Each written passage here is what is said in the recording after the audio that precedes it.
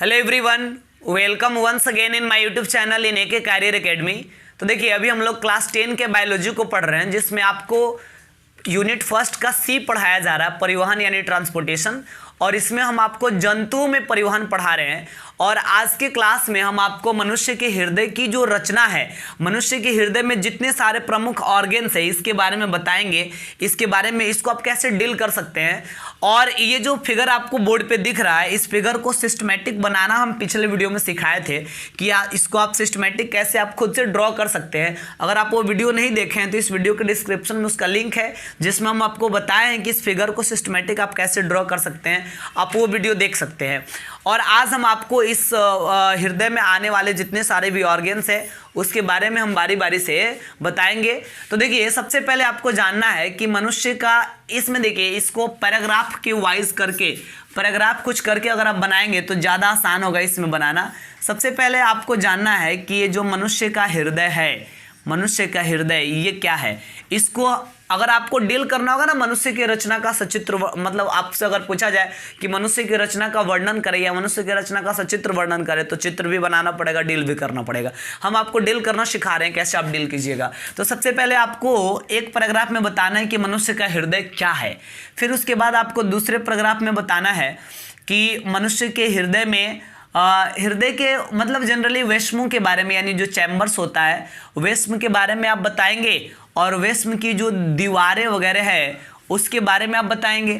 फिर इसके बाद जो इसका तीसरा पैराग्राफ होगा, इसमें जनरली आप बता देंगे छिद्र के बारे में, यानी यहाँ पे जो छिद्र पाया जाता है, सॉरी, इसमें एक और चीज़ ऐड कर लीजिए, इसमें आप विभाजिका के बारे में भी बता दीजिए। ठीक है, देखिए, हम आपको अलग अलग पैराग्राफ में बताएंगे ना, तो आपको याद करने में या इसको तैयारी करने में आसानी होगा। फिर इसके बाद तीसरे पैराग्राफ में हम छिद्र के बारे में डील कर लेंगे। फिर इसके बाद दो और पैराग्राफ बनाएंगे। तो एक पैराग्राफ में हम बता देंगे शिराओं के बारे में, और एक पैराग्राफ में आप डील कर लेंगे किसको, धमनियों को। तो इस प्रकार ये कंप्लीट जो है इसके रचना के बारे में हम लोग समझ लेंगे। तो देखिए, सबसे पहले हम आपको बता दें मनुष्य के हृदय के बारे में। तो मनुष्य का हृदय क्या है, सबसे पहले आपको ये लिखना पड़ेगा। तो आप लिखेंगे कि मनुष्य का हृदय एक अत्यंत कोमल और मांसल रचना होता है। मनुष्य का जो हृदय होता है, मनुष्य का जो हार्ट होता है, ये काफी कोमल। कोमल का मतलब क्या समझ रहे हैं आप? कोमल का मतलब अत्यंत, भोजपुरी में बोलते हैं ना सुकुवार, यानी एकदम कोमल है। वो तुरंत मतलब उसमें प्रॉब्लम उत्पन्न हो सकता है। तो देखिए, ये मनुष्य का जो हृदय होता है अत्यंत कोमल और साथ ही साथ ये मांसल रचना है। मांसल रचना का मतलब मांस से बना हुआ रचना होता है। इसमें हड्डी वगैरह नहीं होता है। बिना काम का लोग बदनाम किया इसको कि टूट जाता है। टूटता नहीं है, क्योंकि इसमें मांस वगैरह रहता है और ये मांस चरकता भी नहीं है, कुछ नहीं होता इसमें। ठीक है, तो देखिए, मनुष्य का हृदय जो है एक अत्यंत कोमल और मांसल रचना होती है। और इसका काम क्या है, तो देखिए, ये रक्त पर दबाव बनाकर, रक्त पर ये प्रेशर बनाता है। यानी हृदय जो है रक्त पे प्रेशर बनाता है, और रक्त पर दबाव बनाकर, रक्त पर दाब बनाकर, चलिए हम दाब ही लिखते हैं, रक्त पर दाब बनाकर उसका परिसंचरण यानी उसका ट्रांसपोर्टेशन पूरे शरीर में कराता है। पूरे शरीर में उसका परिसंचरण कराता है रक्त पर दाब बनाकर। हृदय का ये काम है। तो देखिए, आप पहला पैराग्राफ में बस इतना लिख लिए, काफी है। पहला पैराग्राफ में आपको क्या लिखना है, मनुष्य का हृदय एक अत्यंत कोमल और मांसल रचना है जो रक्त पर दाब बनाकर उसका परिसंचरण पूरे शरीर में कराता है। हृदय का मात्र यही एक काम है। हमारा हृदय जो यही करता है कि ब्लड पे प्रेशर बनाएगा और उसका परिसंचरण पूरे शरीर में कराएगा। शरीर में अशुद्ध ब्लड जो है उसको मंगाएगा, उसको शुद्ध करने के लिए फेफड़ा में भेजेगा, शुद्ध हो जाएगा तो उसको बुलाकर फिर से उसको शरीर के विभिन्न भागों में पहुंचाएगा। यही काम करता है, यानी फाइनली ब्लड पे प्रेशर बनाकर उसका परिसंचरण पूरे शरीर के एक भाग से दूसरे भाग में कराता रहता है। इसका दूसरा कोई काम नहीं है। प्यार करना, नफरत करना, किसी से किसी की बुराई करना या अच्छाई करना, या फिर होता ना कि दिल से कसम खाओ, ये सारा चीज़ ये करता ही नहीं है। इसका ये सब काम ही नहीं है। झूठ मूठ का ये बदनाम हुआ है बेचारा। ठीक है, तो ये सब गलत इल्जाम है, इस पर लोगों को लगाना नहीं चाहिए, क्योंकि देखिए कितना अच्छा काम करता है। रक्त पर परिसंचरण बनाकर उसका रक्त पर दाब बनाकर उसका परिसंचरण ये पूरे शरीर में कराता है। ठीक है, और ये जहाँ तक प्यार मोहब्बत वाली बात है, सब हार्मोनल चेंजेस के कारण होता है। ये इस पे इसका कोई कंट्रोल नहीं होता हृदय का। अब इसके बाद आगे चले तो हमें दूसरे पैराग्राफ में लिखना है वेश्मों के बारे में, दीवार और विभाजिका के बारे में। तो देखिए हम लिखेंगे दूसरे पैराग्राफ में कि मनुष्य के हृदय में 4 वेश्म होता है, जिसे दायां अलिंद, बायां अलिंद, दायां निलय और बायां निलय कहते हैं। अलिंदों की जो दीवारें होती हैं वो पतली होती है, लेकिन निलयों की जो दीवारें होती हैं अपेक्षाकृत मोटी होती है। देखिए थोड़ा सा मोटा है निलय की दीवार अलिंदों की दीवारों से। और साथ ही साथ इसमें आप लिखेंगे कि दायां अलिंद और बायां अलिंद एक विभाजिका द्वारा अलग होती है, जिसको अंतरा अलिंद भित्ति कहते हैं। और दायां निलय और बायां निलय भी एक विभाजिका द्वारा अलग होती है, जिसे अंतरा निलय भित्ति कहते हैं। तो देखिए दूसरा पैराग्राफ के लिए क्या लिखे हम दूसरे पैराग्राफ में, वेश्म, दीवार और विभाजिका, इसके बारे में क्या लिखे भाई। मानव हृदय में 4 वेश्म होता है, जिसे दायां अलिंद, बायां अलिंद, दायां निलय और बायां निलय कहते हैं। अलिंदों की जो दीवारें होती है वो पतली, लेकिन निलयों की दीवारें अपेक्षाकृत मोटी होती है। फिर इसके बाद बताएं कि ये जो दोनों दायां अलिंद और बायां अलिंद एक विभाजिका द्वारा अलग होता है, जिसको अंतरा अलिंद भित्ति कहते हैं। और दायां निलय और बायां निलय भी एक विभाजिका द्वारा अलग होती है, जिसको अंतरा निलय भित्ति कहते हैं। फिर इसके बाद आप लिखेंगे तीसरा पैराग्राफ में छिद्र के बारे में। तो देखिए हम लिखेंगे कि दायां अलिंद और दायां निलय दोनों एक छिद्र द्वारा जुड़ा हुआ होता है, जिसको दायां अलिंद निलय छिद्र कहते हैं। और ये जो छिद्र है इस छिद्र के ऊपर द्विदलीय कपाट होता है।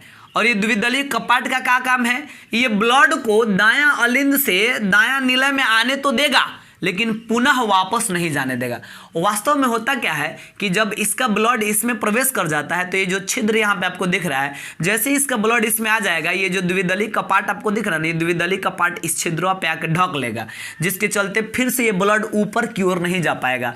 तो मेरे कहने का मतलब ये था कि दायां अलिंद और दायां निलय एक छिद्र द्वारा जुड़ा होता है, जिसको दायां अलिंद निलय छिद्र कहते हैं। और इस छिद्र के ऊपर द्विदलीय कपाट होता है, जो रक्त को दायां अलिंद से दायां निलय में आने तो देता है, लेकिन पुनः वापस नहीं जाने देता। फिर इसके बाद आप लिखेंगे कि बायां अलिंद और बायां निलय भी एक छिद्र द्वारा जुड़ा होता है, जिसको बायां अलिंद निलय छिद्र कहते हैं। और इस छिद्र के ऊपर त्रिदलीय कपाट होता है, जो ब्लड को, जो रक्त को बायां अलिंद से बायां निलय में आने तो देता है, लेकिन पुनः वापस नहीं जाने देता। तो इतना लिखेंगे आप छिद्र के बारे में। फिर आप जाएंगे नेक्स्ट पैराग्राफ पे। अब लिखना है सिराओं के बारे में। तो सिरा 2 प्रकार का है, महासिरा और फुफ्फुस सिरा। तो देखिए काम क्या है, ये जो महासिरा है हमारे शरीर के विभिन्न भागों से जो अशुद्ध ब्लड है, कैसा ब्लड, अशुद्ध ब्लड, कैसे ब्लड की हम बात कर रहे हैं, अशुद्ध ब्लड की बात कर रहे हैं। चलिए यहाँ पे चलिए हम लिख दिए अशुद्ध ब्लड यानी अशुद्ध रक्त। अच्छा अशुद्ध रक्त का मतलब क्या होता है, देखिए तो जब रक्त में यानी हमारा ब्लड में जब कार्बन डाइऑक्साइड गैस मिल जाएगा ना, तो अशुद्ध बन जाता है। यानी अशुद्ध रक्त जो है वो, अशुद्ध रक्त कहाँ आता है, अशुद्ध रक्त जो है वो आता है दायां अलिंद में। अशुद्ध रक्त कहाँ आता है, दायां अलिंद में। तो कौन लाएगा, अशुद्ध रक्त कहाँ है, हमारे शरीर की प्रत्येक कोशिकाओं में अशुद्ध रक्त का निर्माण हुआ है। तो हमारे शरीर के विभिन्न भागों से अशुद्ध रक्त को महाशिराएं कहाँ पहुंचाती है, दायां अलिंद में पहुंचाती है। और दूसरी तरफ फेफड़ा में, अब देखिए ये जो अशुद्ध रक्त है, पता है ये अशुद्ध रक्त कहाँ जाएगा, ये अशुद्ध रक्त जाएगा फेफड़ा में, मतलब पहले हृदय में आएगा, हृदय इसको भेज देगा अशुद्ध रक्त को फेफड़ा में। चले जाओ फेफड़ा में, अब फेफड़ा में साफ होगा, वो फेफड़ा में जाके वो रक्त क्या होगा, शुद्ध होगा। तो रक्त शुद्ध होने का मतलब क्या, रक्त में से कार्बन डाइऑक्साइड निकल गया और रक्त में ऑक्सीजन मिल गया। तो हम लोग सांस लेते हैं तो ऑक्सीजन वो फेफड़े में ना गया रहता है, तो रक्त में से कार्बन डाइऑक्साइड फेफड़ा में जाकर निकल जाएगा। सांस लिए रहते तो फेफड़ा में ऑक्सीजन पहुंचा है, तो ऑक्सीजन में जाके ब्लड में मिल जाएगा। तो इसी ब्लड को हम कहेंगे शुद्ध रक्त, इसको हम क्या कहेंगे, शुद्ध रक्त। तब होगा क्या कि ये जो शुद्ध रक्त है, यह शुद्ध रक्त फेफड़ा में जो शुद्ध हो गया है, फेफड़ा में जो शुद्ध रक्त बन गया, वो शुद्ध रक्त इस फुफ्फुस सिरा के माध्यम से बायां अलिंद में आ जाएगा। बात समझ में आया। तो देखिए सिरा के बारे में आप क्या लिखेंगे, सिरा के बारे में लिखेंगे कि 2 महासिराएं दायां अलिंद में खुलती है, जो शरीर के विभिन्न भागों से अशुद्ध रक्त को दायां अलिंद में लाती है।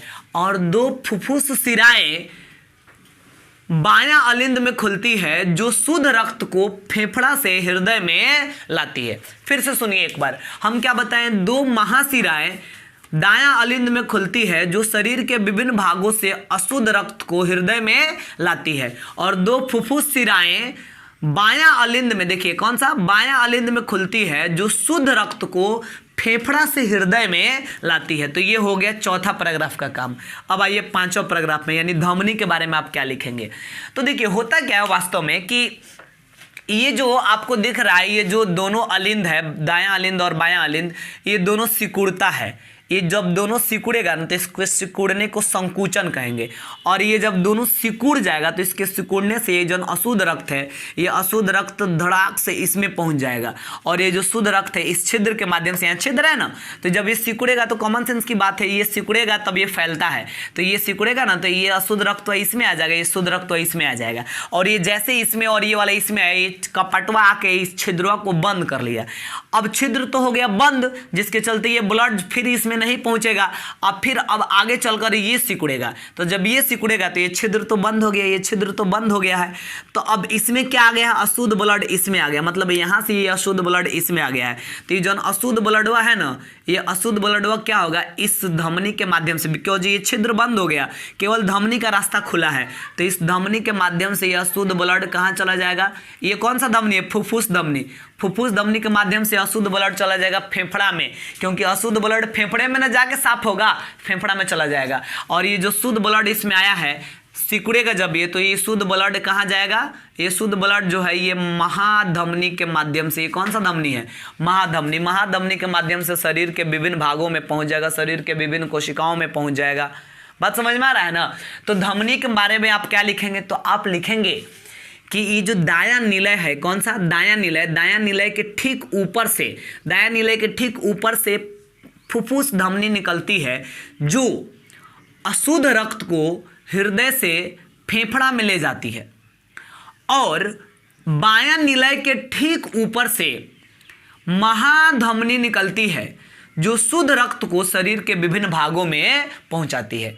तो आया समझ में। तो इस प्रकार आप ये 5 पैराग्राफ लिखकर और हृदय की रचना को कंप्लीट करेंगे।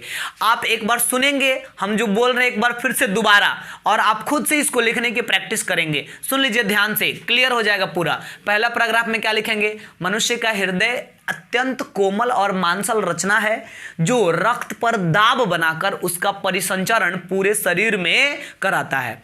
दूसरे पैराग्राफ में आप लिखेंगे, पैराग्राफ चेंज करें, क्योंकि मनुष्य के हृदय में 4 वेश्म पाए जाते हैं जिसे दायां अलिंद, बायां अलिंद, दायां निलय और बायां निलय कहते हैं। अलिंदों की दीवारें पतली होती है लेकिन निलयों की दीवारें अपेक्षाकृत मोटी होती है। दायां अलिंद और बायां अलिंद एक विभाजिका द्वारा अलग होता है जिसको अंतरा अलिंद भित्ति कहते हैं, और दायां निलय और बायां निलय एक विभाजिका द्वारा अलग होती है जिसको अंतरा निलय भित्ति कहते हैं। अब आप आएंगे फिर पैराग्राफ चेंज करके आप लिखिएगा कि दायां अलिंद और दायां निलय एक छिद्र द्वारा जुड़ा होता है जिसको दायां अलिंद निलय छिद्र कहते हैं। इस छिद्र के ऊपर द्विदली का पार्ट होता है जो ब्लड को यानी रक्त को दायां अलिंद से दायां निलय में आने तो देता है लेकिन पुनः वापस नहीं जाने देता। बायां अलिंद और बायां निलय के बीच एक छिद्र जुड़ा होता है जिसको बायां अलिंद निलय छिद्र कहते हैं, और इस छिद्र के ऊपर त्रिदली का पार्ट होता है जो ब्लड को, रक्त को बायां अलिंद से बायां निलय में आने तो देता है लेकिन पुनः वापस नहीं जाने देता। फिर इसके बाद आप लिखेंगे शिराओं के बारे में। तो आप लिखेंगे कि 2 महाशिराएं हृदय के दायां अलिंद में खुलती है जो शरीर के विभिन्न भागों से अशुद्ध रक्त को हृदय में लाती है, और 2 फुफ्फुस शिराएं फेफड़ा से शुद्ध रक्त को लाती है, कहाँ, बायां अलिंद में। तो आप ऐसे लिखेंगे कि 2 फुफ्फुस शिराएं बायां अलिंद में खुलती है जो फेफड़ा से शुद्ध रक्त को हृदय में लाती है।